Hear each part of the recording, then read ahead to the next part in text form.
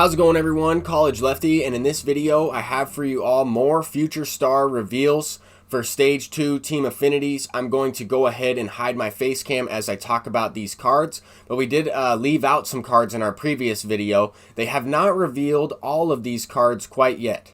Over the course of the day, yesterday, we saw a couple of these Team Affinities revealed via Twitter, as well as on YouTube from various content creators. This one, Andres Jimenez, was revealed by Scuffy McGee, and he's a pretty solid card. A left-handed hitting shortstop with gold fielding, 95 reaction is pretty good, and 85 speed. I mean, he doesn't have the most power, but he will be usable. Right after I posted my video yesterday, Brady Singer was revealed by Movie Gaming TV.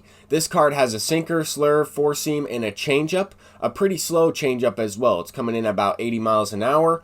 He also has a pretty good hits and Ks per 9 mix, along with walks per 9 at 96, 87 control. Velocity's kind of lower, his sinkers might get on you a little bit, but the velocity being at 76, his fastball's not going to get over 95 miles an hour. But a pretty solid card. If he had a fifth pitch, like maybe a cutter, that would make him really, really good. But this card is still pretty effective. If you already have the Whit Merrifield and you're pretty close to the Kansas City Royals Team Affinity, you will be able to get that card. Same type of thing here with this Blue Jays shortstop. He's a pretty good all-around player, solid fielding stats, solid speed. For the most part, that's kind of the trend with some of these prospect cards. We see a lot of good speed, a lot of decent fielders, and some good pop from each side of the plate for the most part for a lot of these cards.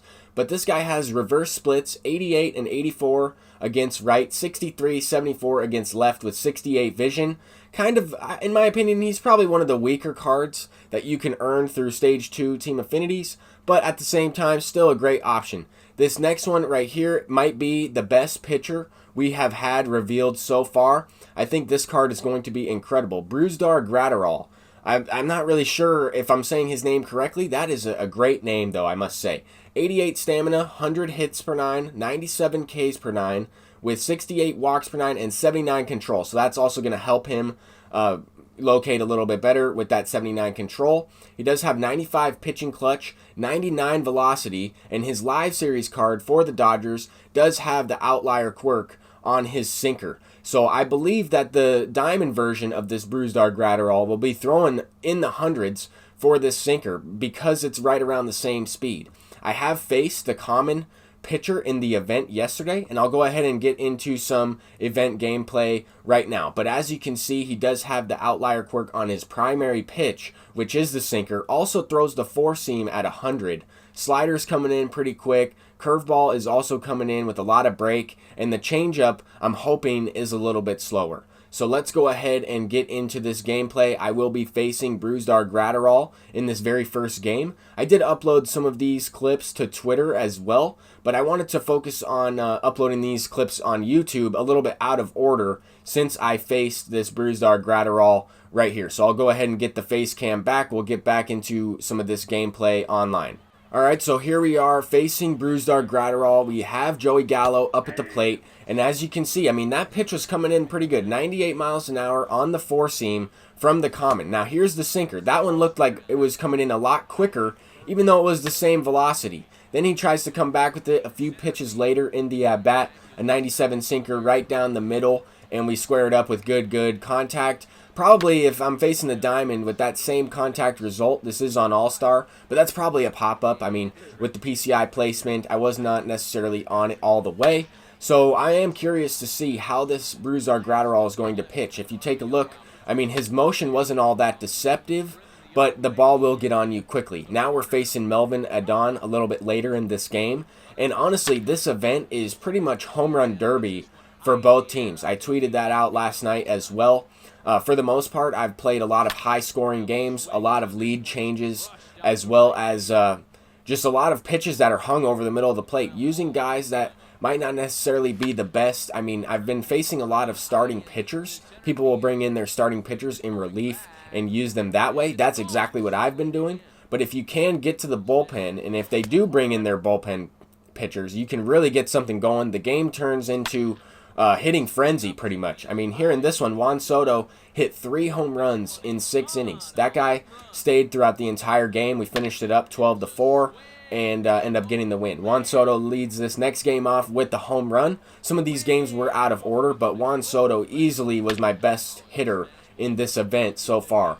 Started off the first 3 event games with the solo shot from him in the leadoff spot. I ended up losing a game and then put Gallo in the leadoff spot as Gallo smacks one out. That was a pitch above the zone, good squared up on a PCI placement. That was pretty weird. I mean, I noticed that the pitch was above the zone. I swung that thing way up there and got it.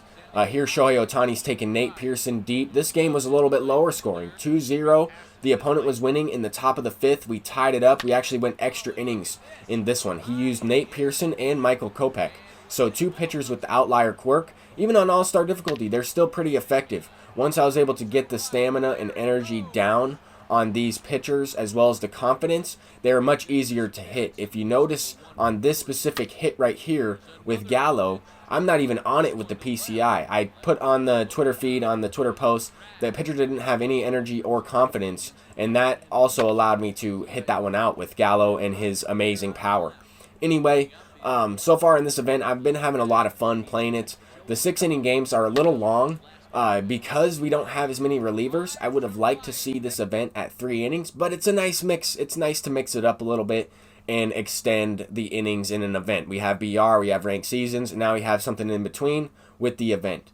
Anyway, I wanted to focus on how I'm preparing for these Stage 2 team affinities. If you notice here, I'm at 63 points for the Dodgers team affinity. I'll probably need to complete an exchange in order to get to 70.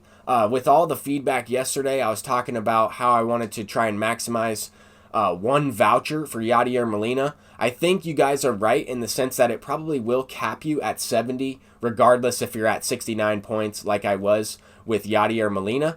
I decided that I was going to try and get as many of these team affinities as possible to 70, so that way, no matter what, if they start off with new showdowns, if there is a 70 cap that you have to get to in order to unlock those new showdowns or unlock the new stages, I think that that might be the way it's going to be released. I still think some of these things are unknown. I mean, I wasn't trying to stack my vouchers. I understood what everybody was saying in the sense that you cannot stack vouchers. So let's say I have completed NL Showdown for the NL East right here. I wouldn't be able to use those 20 program stars or 20 team affinity stars towards the Yankees as soon as the new one was released. I understand that. I was just trying to maximize 1 voucher for 4 stars when I was at 69. So I did all this, I completed this up until 69. I had 1 NL Central voucher remaining, and I decided to just pretty much waste it. I mean, it's not a waste in the sense where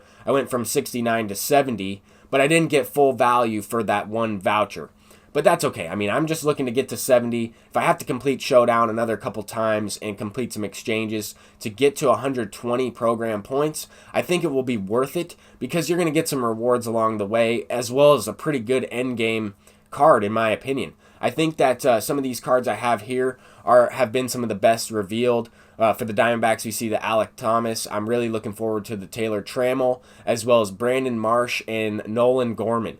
I'm curious to see as well who we're going to have revealed for the remaining cards. We will also have a couple teams revealed a little bit later today. We will see the Giants, the Rays, the Braves, the Indians, the Athletics, as well as the Rangers revealed a little bit later. I think it's a little bit out of that order that I mentioned them, but I am curious to see who these cards are going to be, what prospects, what future stars are we going to get for the Stage 2 team affinity for those teams. Let me know if I've missed anybody in this video. I wanted to kind of go back. I know I missed the Mets card as well as the Blue Jays card. I wanted to include them in this one, and we will see some content creators reveal those cards as well later on throughout today. We also might see some cards revealed tomorrow morning before they kind of release all of this content around 12 p.m. Pacific time or 3 p.m.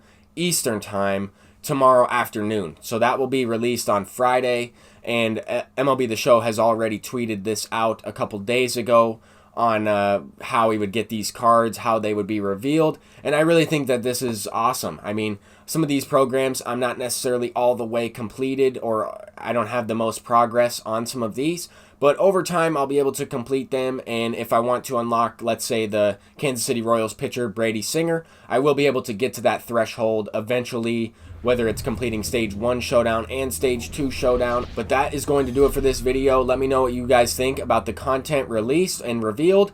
Peace out.